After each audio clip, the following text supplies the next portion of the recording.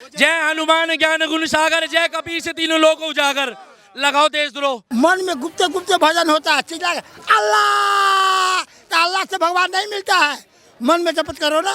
1350 बरस पहले मुसलमान कोई था भारत में? नहीं था। यहाँ के मुसलमान बनते हो। हनुमान चालीसा सब दिन से 3 लोग 14 भूमि में है और रहेगा। 80 में सत्य के जय होगा। तो जोगी का कोई नहीं हरा सकता है और मोदी का कोई नहीं हटा सकता है। कहते हैं हम हिंदू हैं, हम गदाधारी हैं। अरे कहाँ के गदाधारी हो गए? अब तो तुम तो टोपीधारी बनते जा रहे हो। ये वही लोग हैं जब महाराष्ट्र में वो होते थे ना आतंकवादी अटैक, तो ये कसाब को बिरयानी खिलाते थे। ये वही लोग हैं जो कसाब को कहते थे तुम हमारे भाई हो, जियो जितने साल जीना है, हम तुम्हारे पे खर्चा कर रहे हैं। अमिताभ की फिल्में दिखाते थे उसे और बिरयानी खिलाते थे लाखों करोड़ों की, भारत के टैक्स पेयर के पैसे से। भैया मेरे पैसे से खाता था वो बिरयानी। बाल ठाकरे तो ऊपर रोते होंगे ऐसा नाजायज औलाद को पैदा क्यों हमें? कोई नवाब का खून उसके अंदर, उदय ठाकरे के अंदर में है। वो बाल ठाकरे ने पता नहीं लगाया, इसीलिए गंदा खून अभी पैदा लिया उसका। तो अगर आप ऐसा बोल रहे हैं आपके ऊपर भी देशद्रोह कल को देशद्रोह में आए, उसका औकात है तो मुझे देशद्रोह में करे। उसका देशद्रोह से पहले उसको मैं करूंगा अंदर। अपमान कर रहे अपमान हिंदुस्तान में नहीं बोलूंगा तो कहाँ बोलूंगा?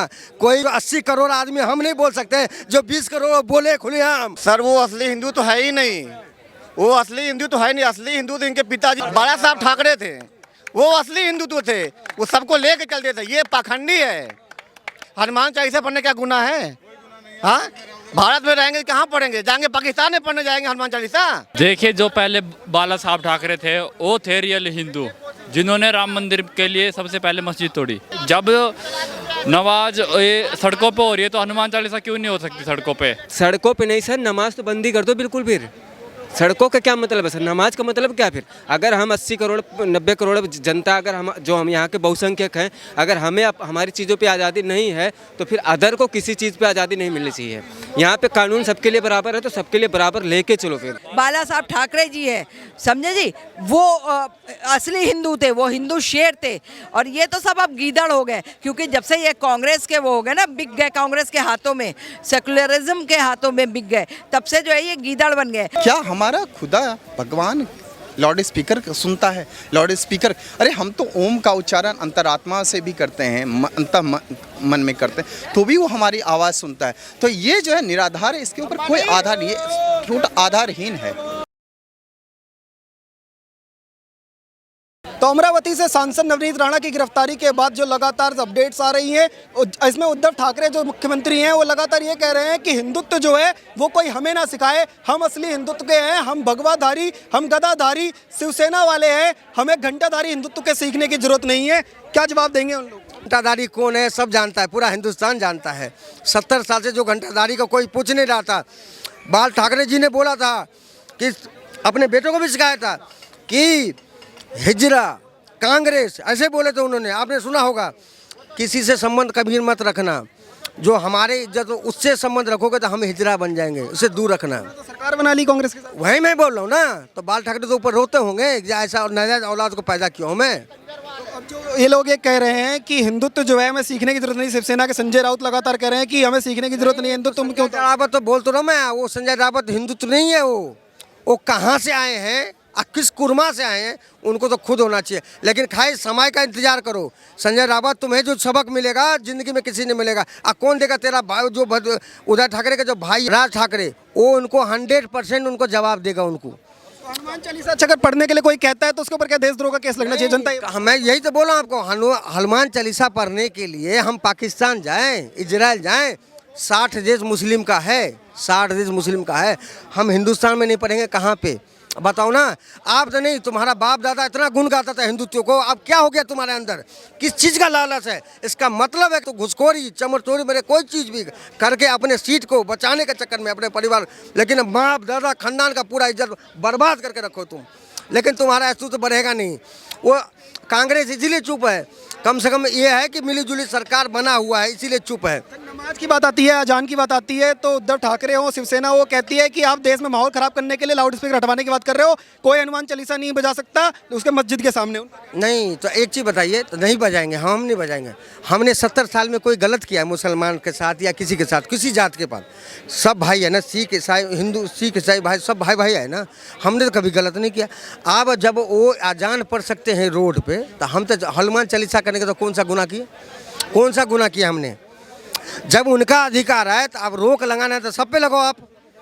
माहौल बिगाड़ रहे हो ना आप तो, देश में लड़ाई लड़ा रहे हैं। माहौल कैसे बिगाड़ो? आज हनुमान चालीसा मैं रोड पे नहीं कर सकता हूँ और नमाज मस्जिद में रोड पे कर सकते हैं। ये क्या, ये हिंदुस्तान है क्या है, पाकिस्तान है क्या? ये मुस्लिम करे अल्पसंख्यक अगर पढ़ लिया तो क्या होगा? अल्पसंख्यक मतलब तो हम भी पढ़े तो आपको क्या दिक्कत है? मैं तो आपसे रिक्वेस्ट कर रहा हूँ ना, कोई गलत नहीं है ना, हम तो रिक्वेस्ट ही कर रहे हैं ना आपको। नवनीत राणा ने करी तो थी, अब जेल में पहुंच। तो वही मैं बोल रहा हूँ देशद्रोही का। तो ये देशद्रोही जो बन गए हैं किसके साथ?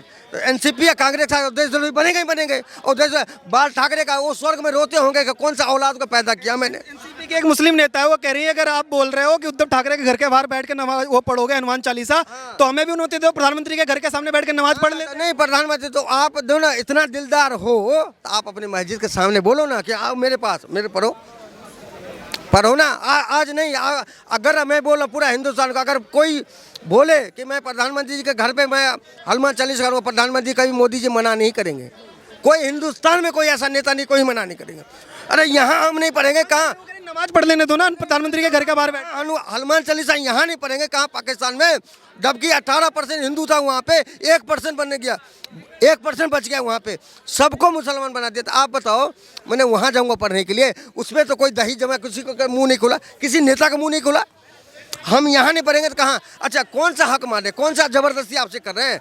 ये जो उद्धव ठाकरे की मैंने ऐसी हरकत है कि बोल तो रहा हूँ आपकी ज़िंदगी में दोबारा ये मुख्यमंत्री नहीं बनेगा। ये दोबारा ठाकरे के जो असली संस्कार विचार है जो लोग तमाम कह रहे हो कि राज ठाकरे फॉलो कर रहे हैं, ये नहीं कर रहे। 100% है, राज ठाकरे 100% फॉलो कर रहे हैं, 100% फॉलो कर रहे हैं। आज एक बार बोल दूं तो ये देशद्रोह हो गया। बोलने या करने में अंतर नहीं है। जो आतंकवादी गोली चलाता है, जो मारता है, आतंक फैलाता है, वो तुम्हारा अपना हो गया। और जो मैंने नवनीत राणा और रवि राणा को उसको जेल मैंने 14 दिन का सजा दे दिया है, देशद्रोह हो गया। कौन सा? वो भी संसद, वो भी महाराष्ट्र का। मैंने किस एंगल से आपने देखा? किस एंगल से, किस चश्मे से देखा आपने? देखा किस चश्मे से? कांग्रेस के चश्मे से देखा आपने, क्योंकि कांग्रेस ने आज तक हिंदू को कटवाया है, हिंदू का भलाई कभी नहीं किया उसने। शुक्र मनाओ हमने अच्छे कर्म किए थे, जो मोदी योगी जैसा भी हमें नेता मिला है देश चलाने के लिए। नहीं तो हमारा हिंदुत्व में खत्म हो गया रहता, हिंदुस्तान में रह के खत्म हो गया रहता।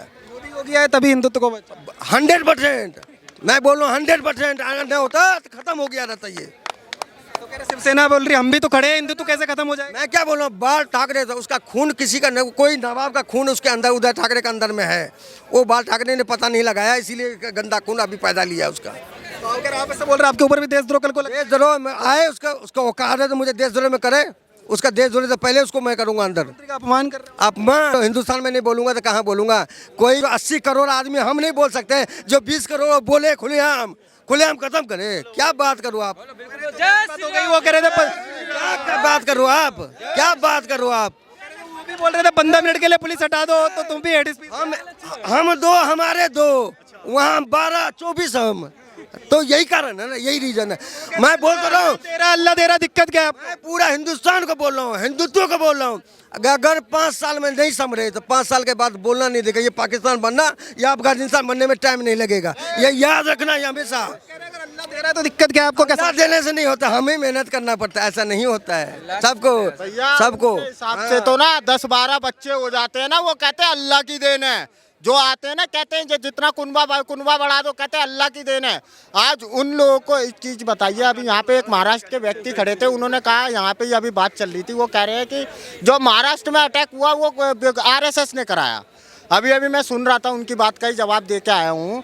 तो मैं ये कह देना चाहता हूँ विपक्षी पार्टियों से और उन बेरोजगारों से जो 500-500 रुपये में पत्थर उठा के मारते हैं और देश विरोधी ताकतों को यह पनाह दे रहे हैं PFI से, उन लोगों को एक चीज़ कह देना चाहता हूँ, भैया आपको जो तकलीफ है ना, आप भारत के शेर से जाके बात कर लो, जो बैठे हुए हैं प्रधानमंत्री जी, एक बार जाके बात कर लो। बताइएगा, जिस तरीके से उद्धव ठाकरे ने आज कहा कि हमारा हिंदुत्व जो है वो गदाधारी हिंदुत्व है, हमें सिखाने की ना करे, हमें घंटाधारी हिंदुत्व की जरूरत नहीं है। आज वो खुद घंटाधारी हो चुके हैं, क्योंकि बाबा साहेब ठाकरे की उनका DNA चेंज हो गया है। उन्होंने बाबा साहेब ठाकरे जो सारी जिंदगी भगवा कलर के कपड़े में रहे, उन्होंने सारी जिंदगी रुद्राक्ष की माला पहनी। आज इन लोगों ने सिर्फ सत्ता के लालच में आके उनके जितने भी वो थे विचारधारा को इन्होंने खंडित कर दिया है। आज वो सारी जिंदगी राम मंदिर और 370 के लिए लड़ाई लड़ते रहे थे। आज उन्होंने कांग्रेस से हाथ मिला के ये साबित किया कि हम यहाँ पे नहीं, हम सिर्फ सत्ता के लोभी हैं, हम सत्ता के लालची हैं। ये वही लोग हैं जब महाराष्ट्र में वो होते थे ना आतंकवादी अटैक, तो ये कसाब को बिरयानी खिलाते थे। ये वही लोग हैं जो कसाब को कहते थे तुम हमारे भाई हो, जियो जितने साल जीना है, हम तुम्हारे पे खर्चा कर रहे हैं। अमिताभ की फिल्में दिखाते थे उसे और बिरयानी खिलाते थे लाखों करोड़ों की, भारत के टैक्स पेयर के पैसे से। भैया मेरे पैसे से खाता था वो बिरयानी। जिस तरीके से हनुमान चालीसा करने की बात कही जब नवनीत राणा ने, तो उनको गिरफ्तार कर लिया गया, उनके पति को गिरफ्तार किया और कहा देशद्रोह है, आप मुख्यमंत्री के घर के बाहर कैसे पढ़ सकते हैं हनुमान चालीसा। ये दर्शाता है हम लोगों को कितना कमजोर करना चाहते हैं विपक्ष। ये दर्शाता है वो लाउड स्पीकर बजाएंगे, हमें तकलीफ देंगे, ध्वनि प्रदूषण फैलाएंगे, वो एक लाउड स्पीकर से हमारे कान को एकदम खराब करेंगे। लेकिन अगर हम हनुमान चालीसा सिर्फ पढ़ के गाएंगे और मुँह से गाएंगे बिना लाउड स्पीकर के भी, तो भी उनको तकलीफ है। ये उनकी मेंटालिटी दर्शा चुकी है कि वो चाहते हैं। ये वो नहीं बोल रहा है। एक्चुअली होता क्या है कि आपने देखा होगा, कई बार किसी जगह जाके देखिएगा, कुछ चंद पैसों के लिए अपने लोग धर्म बदल देता है ना। तो आप ऐसा कह सकते हो कि आज गद्दी के लिए किसी ने अपनी विचारधारा बदल दिया है। हिंदुत्व जिस तरीके से कह रहे हैं कि उद्धव ठाकरे कि हम असली गद्दाधारी हिंदू हैं और हमें किसी से हिंदुत्व सीखने की जरूरत नहीं है, घंटाधारी हिंदुत्व को उसके वालों की हमें जरूरत नहीं है। देखिए, जो पहले बाला साहब ठाकरे थे वो थे रियल हिंदू, जिन्होंने राम मंदिर के लिए सबसे पहले मस्जिद तोड़ी। और उद्धव ठाकरे तो कुछ नहीं कर रहा है। क्या कर रहा है वो? कुछ नहीं, बस ना तो उससे नमाज बंद हुई, जो लाउड स्पीकर बंद हुए उस पे भी तो विवाद चल पड़ा। उद्धव ठाकरे जो है वो हनुमान चालीसा पढ़ने वालों पे कहते हैं कि देशद्रोह का केस लग जाएगा। अब उद्धव ठाकरे के घर के बाहर बैठ के हनुमान चालीसा कैसे पढ़ सकते हैं? नहीं तो ये हमारी वो आज़ादी है, धार्मिक आज़ादी है। भारत एक धर्मनिरपेक्ष राज्य है, तो यहाँ पे सभी धर्मों का सम्मान होता है। भाई जिसने हनुमान चालीसा पढ़नी है, अदान पढ़नी है, कुछ भी अपना आराम से करो, किसी को क्यों परेशान कर रहे हो? तो अगर अजान और नमाज सड़कों पर हो सकती है और तमाम चालू हो सकती है, तो फिर क्या हनुमान चालीसा भी सड़कों पर हो सकती है? तो हाँ, बिल्कुल होनी चाहिए। जब नमाज सड़कों पे हो रही है तो हनुमान चालीसा क्यों नहीं हो सकती सड़कों पे? उससे लोग कितने डिस्टर्ब होते हैं जब सड़क पे नमाज पढ़ रहे हो लोग। भाई मस्जिद बनाई है तुमने, मस्जिद में करो जो मर्जी करो अपना, उससे हमें क्या लेना देना? लोग तो पब्लिक तो परेशान हो रही ना। हनुमान चालीसा बंद होती है सड़कों पर, अगर पढ़ने से मना करी जाती है तो नमाज भी बंद होनी चाहिए। तो नमाज भी बंद होनी चाहिए बिल्कुल, तभी तो लोग बंद करेंगे। आज तक क्यों नहीं पढ़ रहे थे लोग? आज तक तो नहीं पढ़ी किसी ने सड़कों पे हनुमान चालीसा, तभी पढ़ रहे ना जब लोग परेशान हो चुके हैं कि भाई सुबह 4 बजे वो पौं बज के शुरू हो जाता है उनका अजान। और क्या नाम है भैया आपका? सर विक्रम नाम है मेरा। विक्रम भाई, बताइएगा कि जिस तरीके से जो हिंदुओं की बात चल रही है लगातार महाराष्ट्र में, तो महाराष्ट्र के जो सीएम हैं वो लगातार ये कह रहे हैं कि एक ही बात को आप बार बार घुमा करके बोल रहे हो कि हिंदुत्व, असली हिंदू हम हैं, गदाधारी हिंदू हम हैं, तुम घंटाधारी हिंदू, तो हिंदुओं से हमें सीखने की जरूरत नहीं है। सर घंटाधारी हिंदू तो उद्धव जी हैं, जो बाल ठाकरे साहब के मतलब वसीयत का वो बने अपने, उनका कुछ भी नहीं कर पाए, नाम तक नहीं आगे बढ़ा पाए। प्रतिनिधि के आगे बढ़ाएंगे? उनका नाम डुबो रहे उल्टा। वो हिंदुत्व के चक्कर, वो हिंदुत्व के थ्रू थे और कभी शासन प्रशासन के चक्कर में नहीं थे। वो कभी मुख्यमंत्री बनने के लिए नहीं सोचा उन्होंने। क्योंकि हनुमान चालीसा पे अगर पढ़ने पर वहाँ पर देशद्रोह का केस लगा दिया जाता है नवनीत राणा के ऊपर, तो क्या यहाँ पर जो है नमाज भी बंद होनी चाहिए? सर बिल्कुल बंद होनी चाहिए। अगर नमाज नहीं होनी चाहिए सड़कों पे नहीं सर, नमाज तो बंद ही कर दो बिल्कुल। फिर सड़कों का क्या मतलब है सर? नमाज का मतलब क्या? फिर अगर हम 80 करोड़ 90 करोड़ जनता, अगर हम यहाँ के बहुसंख्यक हैं, अगर हमें हमारी चीज़ों पे आज़ादी नहीं है, तो फिर अदर को किसी चीज़ पे आज़ादी नहीं मिलनी चाहिए। यहाँ पे कानून सबके लिए बराबर है, तो सबके लिए बराबर लेके चलो। फिर अगर अजान कर रहे हैं लाउड स्पीकर से या नमाज पढ़ रहे हैं वहाँ पर, तो आप हनुमान चालीसा पढ़ करके देश का माहौल क्यों बिगाड़ना चाहते हो? क्यों हनुमान चालीसा? सर अगर हमारे हनुमान चालीसा और जय श्री राम बोलने से देश का माहौल बिगड़ता है और उनके नमाज पढ़ने पे कहीं भी बैठ के नमाज पढ़ लें उससे शांति होती है, तो सर ये तो एक मतलब दो आंखें दो हैं पर देखना एक से है। धर्म विशेष को देखने के लिए धर्म देखिए, धर्म इंडिया में बहुत सारे धर्म है, लेकिन सिखों ने तो कभी नहीं कहा कि भाई हम सड़क पे करेंगे पाठ अपना। सिर्फ मुसलमान कहते हैं कि भाई हम नमाज सड़क पर पढ़ेंगे, तभी तो हिंदू परेशान हो चुका है, सारे परेशान हो चुके हैं इनसे। तमाम मुस्लिम नेता आकर के कह रहे हैं कि आप नमाज पर रोक लगाना चाहते हो सड़कों पर। हम नमाज इतने सालों से पढ़ रहे थे तब कोई दिक्कत नहीं हुई, आज क्या दिक्कत हो गई कि नमाज? भाई दिक्कत हो रही है, लोगों को हो रही है दिक्कत। आज तक कोई बोलने वाला नहीं था, अब लोग बोल रहे हैं तो उस पर कार्रवाई होनी चाहिए। नहीं तो सबको विशेष अधिकार दिए हुए सबको संविधान में। अगर नमाज होगी तो हनुमान चालीसा भी सड़क पर होगा और बंद होंगे तो दोनों बंद होंगे। हाँ यस बिल्कुल। जनता भी यही चाहती है। बिल्कुल यही चाहती है। देखिए एक धर्म विशेष को अगर विशेष अधिकार आप दे देंगे तो फिर दूसरा तो उसका अगेंस्ट एंटी कुछ ना कुछ तो करेगा। पहले बताइए, आप पूरी रोड घेर लेते नमाज के नाम पे, आप पूरी रोड घेर लेते, रोड पे पूरा आपका अधिकार हो गया जी, ठीक है, तो ये गलत है। कहीं पे भी आप मज़ारें बना दे रहे, दुनिया भर के रोहिंग्या मुसलमान आ गए हैं हमारे देश के अंदर, इन लोगों को ये टुकड़ा टुकड़ा गैंग सपोर्ट करता रहता है। आप देखिए क्या देश को गुमराह कर रहे हैं ना, ये देश को गुमराह कर रहे हैं। तो वो मुद्दे को, हर चीज़ को देश के खिलाफ किस तरह से हम अपने देश को बदनाम किस तरह से करें। उद्धव ठाकरे कह रहे हैं हनुमान चालीसा पढ़ने पे देशद्रोह जैसे दर्ज हो जा रहा है, शिवसेना जो है देशद्रोह का केस लगा दे रही है, तो हनुमान चालीसा कह रहे मेरे घर के बाहर बैठ के ही पढ़ोगे क्या? आप ये देखिए, शिवसेना को बनाने वाले कौन थे? बाला साहब ठाकरे थे, ठीक है ना। उन्होंने कभी भी राजनीति में आने की कोशिश नहीं करी, ठीक है ना। क्यों नहीं करी? उन्हें पता है यहाँ पे राजनीति, उनका दबदबा वैसे ही था, हमें था और ऐसे ही था। और उन्होंने उस टाइम पे भी कहा था कि अगर अजान हुई या लाउड स्पीकर बने तो हम भी रोडों पे अपनी हनुमान चालीसा, ये जो भी हमारी वो ग्रंथ है, हम वो पढ़ेंगे रोडों पे। तो उनको 20 साल पहले की उनकी स्टेटमेंट थी। और आज उद्धव को देखिए, कहते हैं हम हिंदू हैं, हम गदाधारी हैं। अरे कहाँ के गदाधारी हो गए? अब तो तुम तो टोपीधारी बनते जा रहे हो। गदाधारी से टोपीधारी बनते जा रहे हैं। अब देखिए ना, कहाँ करते हैं वो हिंदुत्व की बात ही नहीं करते। उन्होंने हनुमान चालीसा पे क्या कर दिया? हनुमान चालीसा पे देशद्रोह का लगा दिया। अब उन्होंने कौन से धारा का उल्लंघन कर दिया था? कौन से देश के खिलाफ बात कर दी थी?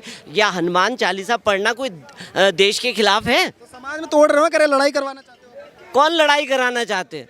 लड़ाई तो आप करवा रहे हो भाई। आज क्या कर रहे हैं ये जितने आप, शिवसेना कहाँ चली गई? टुकड़े टुकड़े गैंग के साथ चली गई।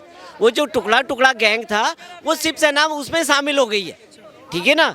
आज तक शिवसेना ने कभी भी वो नहीं करा था, विरोध नहीं करा था। अब कैसे वो टुकड़े टुकड़े गैंग के साथ हो गए? रिमोट कंट्रोल कोई और है ऊपर से कंट्रोल। हाँ बिल्कुल, आप सही पकड़े हैं कि वही जो रिमोट कंट्रोल है वो दूसरे के हाथ में चला गया। अब वो जो जैसा वो बोलेंगे, और वो किसके हाथ में? कांग्रेसियों के हाथ में। कांग्रेसियों की कठपुतली बन चुके हैं वो, ठीक है ना। वो कांग्रेस चला रही है। बिल्कुल, शिवसेना को कांग्रेस चला रही है। और क्या कहते हैं उनके प्रवक्ता? वो शिवसेना के प्रवक्ता क्या कहते हैं? संजय राउत जो है वो कहते हैं कि 20 फुट गड्ढे में डाल देंगे। अरे ये भाई, ये कौन से उसकी बात कर रहे हो आप? तानाशाह हो गए, आतंकवादी हो गए, गुंडा राज चलेगा क्या इस देश में? उद्धव ठाकरे नहीं है, बाला साहब ठाकरे जी है, समझे जी। वो असली हिंदू थे, वो हिंदू शेर थे।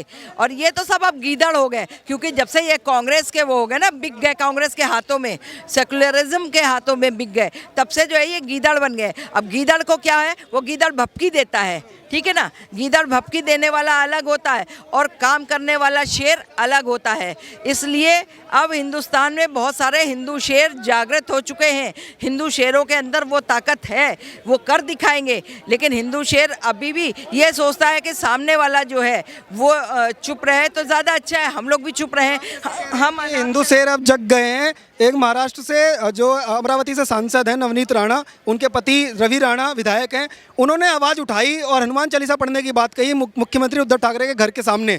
तो उनके ऊपर देशद्रोह का केस लग गया, दोनों जेल चले गए। हनुमान चालीसा देखिए, उन्होंने इसलिए आवाज़ उठाई सिर्फ ये बताने के लिए, ये जताने के लिए कि अब भी तुम सवेरा है, अब भी तुम लोग संभल जाओ। और अभी हम लोग अभी ऐसा नहीं कर रहे हैं, मगर आगे ऐसा कर सकते हैं यदि तुम लोग नहीं मानते हो। तो ये देशद्रोह का मुकदमा गलत करा गया है। हनुमान चालीसा पढ़ने के लिए बोलना देशद्रोह नहीं हो गया है। देशद्रोह वो लोग नहीं कर रहे हैं जो तीर और वो तलवारें लेकर के निकल जाते हैं, जो चाकू लेकर के निकलते हैं, जो 400 छुरा भोग देते हैं पेट में।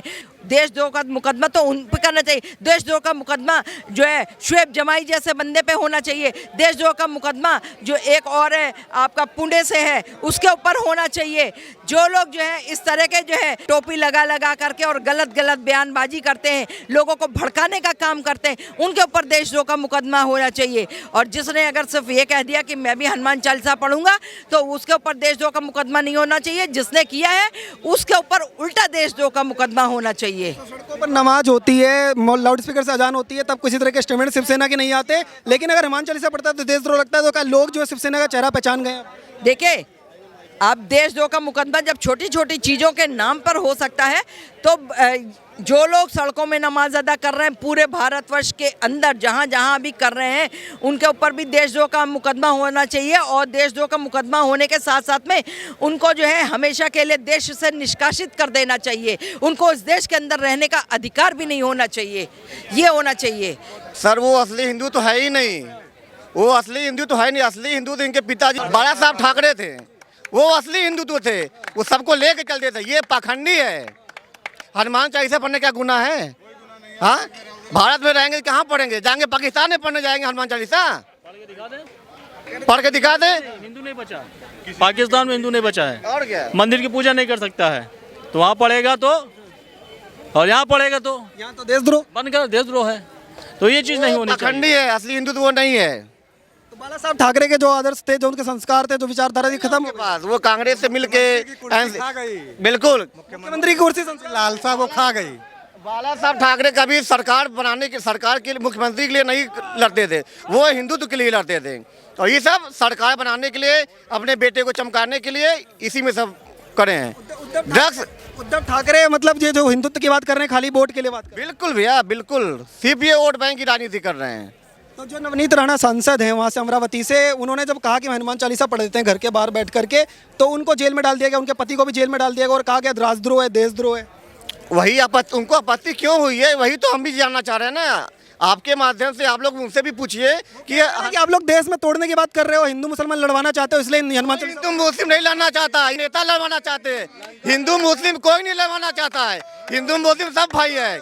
जब तक नेता अपना उंगली ना करे ना हिंदू में दंगा होगा ना मुस्लिम में दंगा होगा। ये नेता लोग अपनी राजनीति चमकाने के लिए हिंदू मुस्लिम करते हैं। उद्धव ठाकरे जो कह रहे हैं कि देशद्रोह जो है वो लगाया गया है, सही लगाया गया, क्योंकि हमारे घर के बाहर बैठ के हनुमान चालीसा पढ़ोगे इससे समाज बिगड़ेगा, हमें समाज जो टूटेगा। ये पूछिए उनको हनुमान चालीसा से दिक्कत क्या है?